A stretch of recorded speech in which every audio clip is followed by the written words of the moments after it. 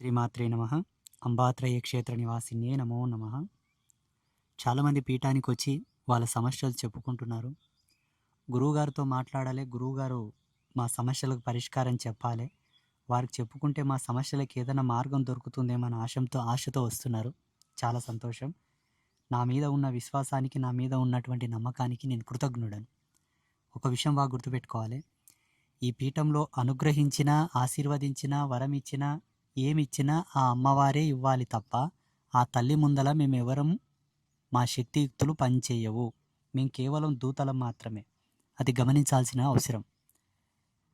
పీఠానికి వచ్చే వాళ్ళందరికీ మా ధ్యాన దర్శనంలో మాకు కొన్ని మెలకువలు చెప్పినది. పీఠానికి వచ్చే భక్తులను ఎలా ఉద్ధరించాలి, నమ్మకంతో వచ్చిన వారి యొక్క నమ్మకాన్ని ఎలా నిలబెట్టాలని చెబుతూ కొన్ని దృశ్యములను, కొన్ని దార్శనికతలను, కొన్ని స్వప్న దర్శనాలను ప్రసాదించింది.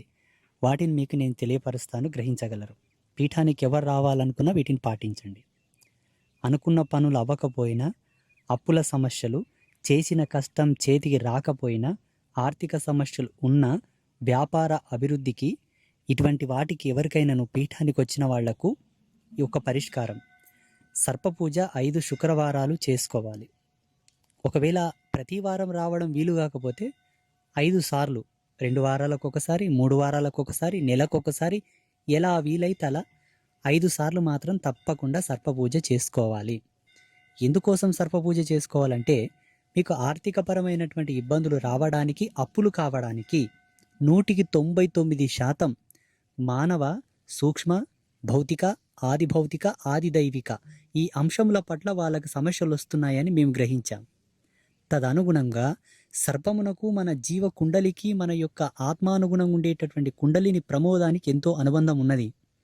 అది గనక యాక్టివేట్ అవుతే ప్రకృతి నుంచి మనకు వచ్చేటటువంటి ధర్మం సిద్ధించి, ఆ ప్రకృతి ధర్మం, మన ఆత్మధర్మం రెండు కలిసి పరమాత్మ యొక్క శక్తికి బయట సమాజంలో మనకు అయ్యే పనులు తొందరగా అవుతాయి, మనకు వచ్చే డబ్బులు వస్తాయి, మనం ఏమన్నా అనుకుంటే సకాలంలో నెరవేరుతుంది. కాబట్టి ఆ అంశాన్ని దృష్టిలో పెట్టుకొని మన పీఠంలో సర్పపూజకు ప్రత్యేకమైనటువంటి ప్రాధాన్యత మనం ఇచ్చాం.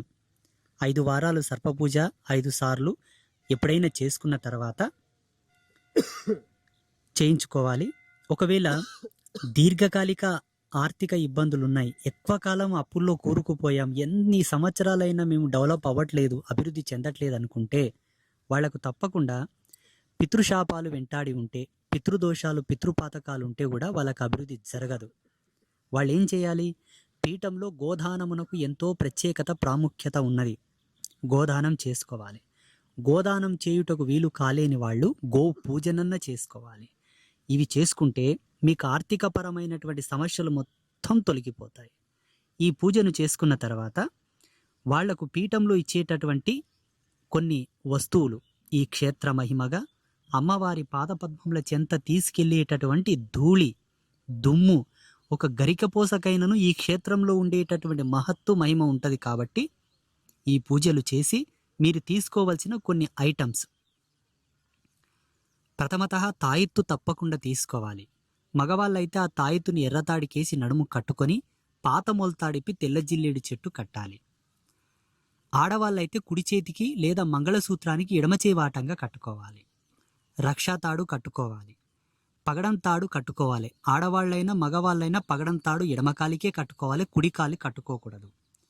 అమ్మవారి లాకెట్ తప్పకుండా తీసుకోవాలి. ఇంటి యజమాని అమ్మవారి లాకెట్ని ధరిస్తే త్రిమాతల యొక్క అనుగ్రహం మీకు సంక్రమిస్తుంది.